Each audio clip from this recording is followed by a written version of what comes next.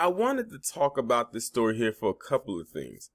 One, because of what the story entails, and two, because of the imagery that they're trying to use when it comes to something such as so heinous that I'm about to discuss. So in this picture, you see a family, but the main focal point that we're going to focus on is the husband, whose name is Matthew Taylor Coleman.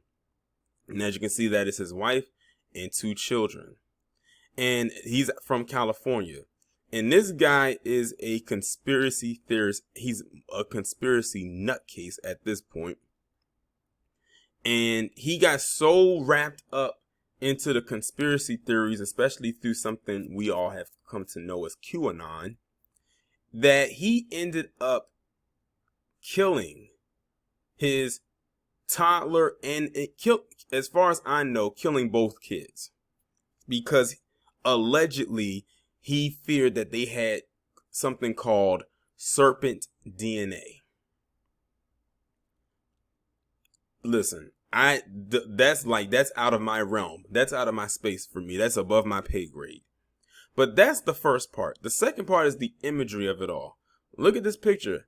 You see a man, his wife, and his two children. Now, when it comes to this story, especially in which the crime he committed, I did not find or come across one mugshot. I am recording this video on August 13, 2021. I'm throwing the date in there just in case they try to throw a mugshot out there by the time this video gets uploaded. Because like I told you, I have so many videos ahead of this one. And that's something that a follower of mine on Twitter actually pointed out yesterday. I'm like, you're right. There is no mugshot. Not one. Like, you can't find one mugshot. The only thing that you can see him in where it looks like he is in some kind of a custody is him inside of the courtroom, but it's through a sketch artist of him sitting at the desk in the courtroom. But other than that, there is no mugshot. It's just a lot of family photos. Now, had this been a black person, a black man who did this, mugshots everywhere. You would have probably seen more mugshots than family photos. So, with that being said, let me just go ahead and get into it. A California man influenced by QAnon and Illuminati conspiracy theories confessed to killing his two young children with a spearfishing gun in Mexico because they inherited serpent DNA from his wife and were going to grow into monsters. Wow. I don't know what to say to that. I have no clue how I can even remotely try to make sense of that. But let me continue. Matthew Taylor Coleman, age 40, made the statements to federal investigators after being arrested at the border in the wake of Monday's double filicide, according to documents. Coleman was reported missing by his wife on August 7th after he left his Santa Barbara home with his 10-month-old daughter and 2-year-old son without a car seat for the infant and took them to Rosarito, according to the documents. He allegedly shot them dead through their chest with a spear gun and was arrested by Customs and Border Patrol as he tried to re-enter the U.S. alone 2 days later, an FBI affidavit said. The border cops observed what appeared to be blood on paperwork in his vehicle, and Mexican police found the bodies of young victims matching the description of Coleman's kids in a ditch, according to the document.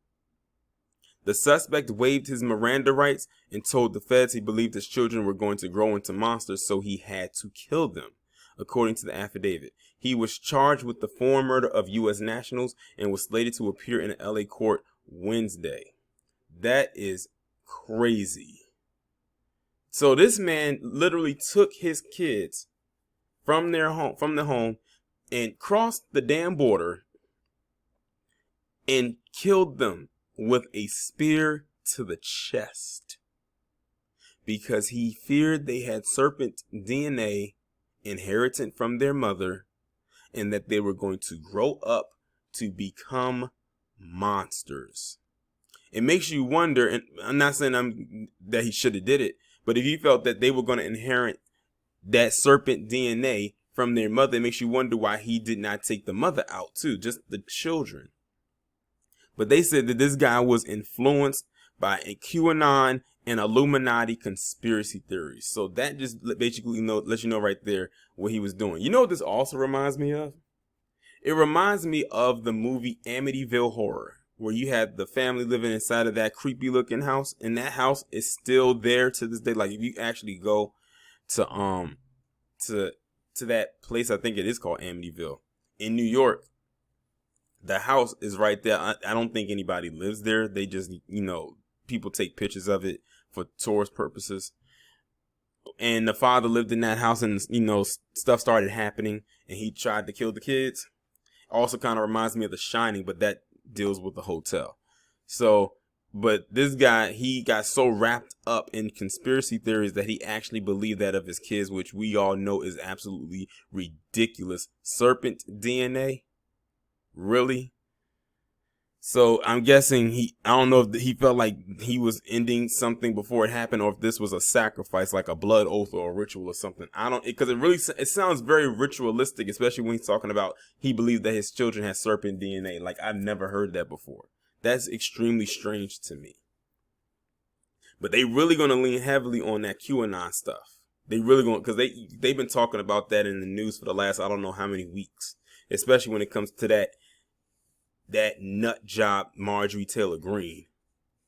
But that's messed up with a spear gun. You're talking about something that's used to catch large fish. And he used that on his children. And as little as their bodies are, I'm sure that was a messy sight. Like, that's crazy. Like, he deserves to have the whole library thrown at his ass. Like, for real, for real. And I know the mother, his probably soon to be ex-wife, is probably traumatized by that.